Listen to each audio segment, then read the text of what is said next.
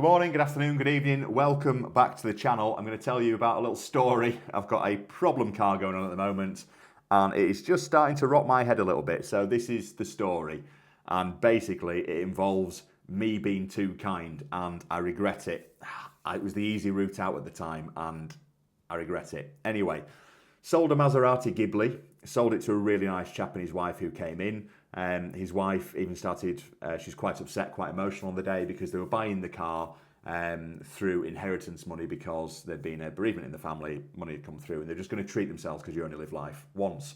So from my point of view, this was really a really nice, involved sales process. They literally came in on the day, bought it, no messing about, went and put some fuel in it, they're happy. Fast forward to 3 days later, I then get an email through. Hi Rob, advice if you could. I took the Ghibli out for the first spin today and I fueled up at Esso with a better unleaded product, so I always tell customers to put the best stuff in. 5 minutes later I noticed an engine light. Not sure if that's an issue or not. It's an issue. Please see photos. Not really sure what to do, so I've parked her up.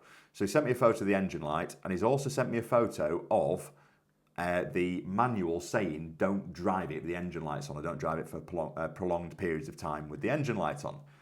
So I basically said to the guy, right, it is a problem.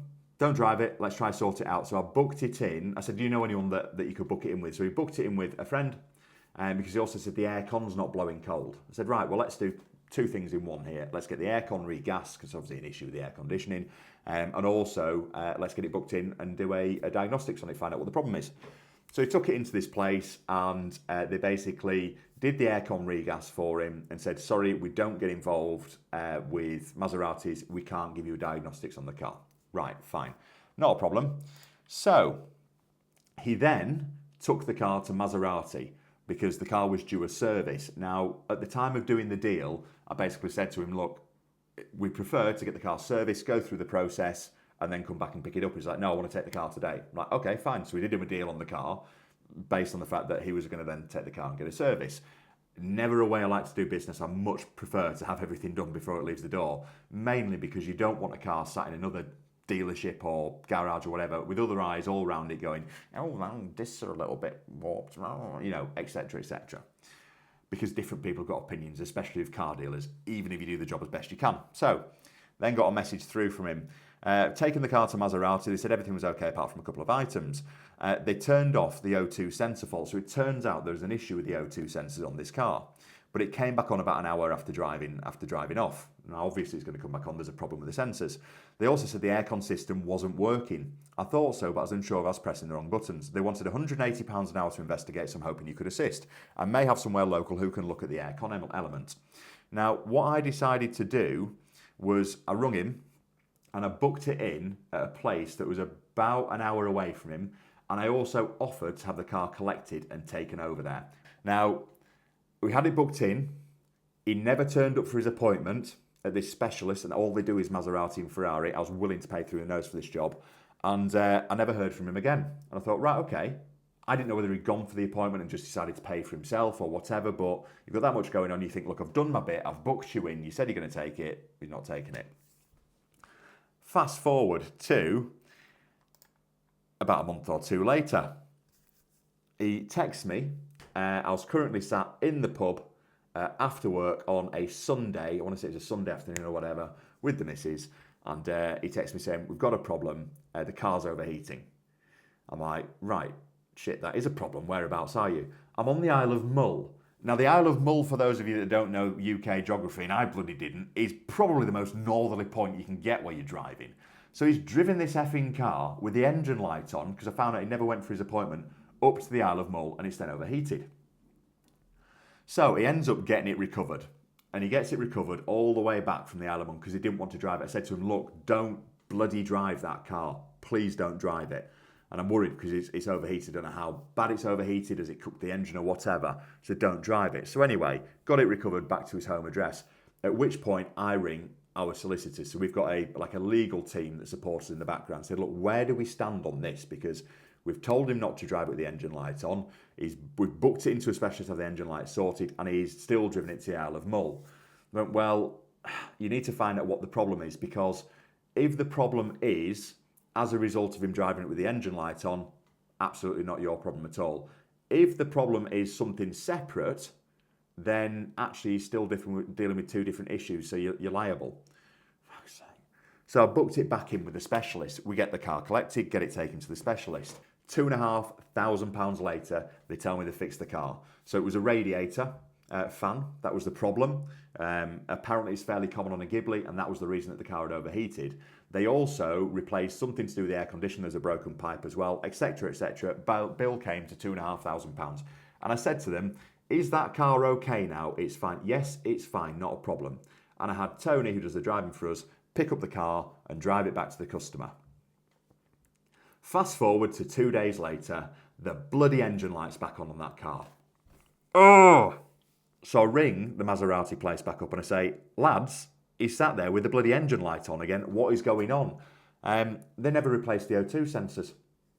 They just never did it. They're like, oh, well, it came in because it was overheating. I said, no, I've explained to you the whole story with this car. And then the customer emails me and needless to say, is a little bit annoyed at this point. So let's just, Maserati, let's just get his email up. And at this point, I'm siding with him. Morning, Rob. Following another mechanical problem with the vehicle, you kindly arrange a full refund of the purchase price once you've collected the vehicle. My account details are as follows. And then he put a timeline of events on here, which we already know about. Use local garage, blah, blah, blah, blah, blah. So basically, he said, look, I'm just not happy with the car, etc., etc. Now, at this point, I'm starting to dig my heels in because I'm thinking, you know what it is? I've done everything that I should have done here. Yes, the car had a problem. I booked it in with a specialist. The specialist appointment you never turned up for. Then you drove it up to Scotland. Then it overheated, so I booked it back in with the specialist, told them to do the job. They didn't do the job. Then they took it back to you. Now the light's back on. But this is my problem anyway. So at this point, I'm starting to lose a little bit of strength and also getting a little bit pissed off. He then throws a curveball in and said, look, if you refund me for the car, I'll buy that Audi S6 that you've got in stock. So this is quite, now from my point of view, this is adding credibility. I'm thinking, right, okay, so you obviously trust me, but you just don't trust the car anymore. And I kind of thought, you know what it is? The Audi S6 have been in for a little while. There's a really good margin across it. I thought, fine, let's do the deal. So he's come back in with his wife, who then started haggling the price of the Audi S6. I said to her, look, with the greatest of respect here, where's me £2,500? Because you've overheated a car driving to Scotland, and we could argue about this all day long. Anyway, being the little bitch that I knocked 150 quid off the car to keep her happy. They bought the car, never heard from them since. It's an Audi. It's fine. I'm probably tempting fate now by saying that. So we've now got this Maserati sat here. I've ordered some O2 sensors from a place in Lithuania because you can't get them from anywhere else other than Maserati at about 500 quid a sensor. And then about 4 weeks later, the sensors turn up. We put them in. I've driven the car, done a couple of days in it, and it's pinged back up with the sensors again. So it's the other bank of sensors. So I've tried to order those. Lithuania don't do them, so it's back to Maserati for 300 quid a sensor. And I just think, what do you think? Should I have refunded this car in the first place? Should I have dug my heels in? Could I be asked for the court case? And the annoying thing is when they came in to do the deal on it as well, I was like, how are you? It was really awkward, as you can imagine. And his missus made it awkward. His missus made it awkward. He was all right. It's just, he got it. He understood. I said, yeah, husband, we're flying. Bloody hell, we're absolutely killing it. And they're talking about how well they're doing in business. And I'm thinking, I'm having one of the worst patches I've ever had. And I told them about that. I said, look, yeah, it's really slow here. We're struggling a bit, to be fair. Blah, blah, blah, blah, blah. Which is partly why I wanted to do the deal on the S6. And then his missus tried to negotiate some money off. And I just thought, you're greedy. What's wrong with you? Anyway, what would you have done? I've still got the Maserati bloody sat here. It's a really nice car. So hopefully we're going to get the sensors done, run it for a bit, get it working, and then hopefully sell the bloody thing. But that is me being too kind. And I've learnt a lesson from it, which is next time I'll probably go to court and just have it out. Because I suspect they probably wouldn't have bothered. And that S6 would have sold it to someone else, and I wouldn't have a bloody Maserati sat in the too hard for now pile. So there you have it. Another stupid story of stupid mistakes that I have made. Anyway, I've got a very, very, very nice car coming in a minute, and I'm quite excited about that. So I'm going to do a video on that shortly.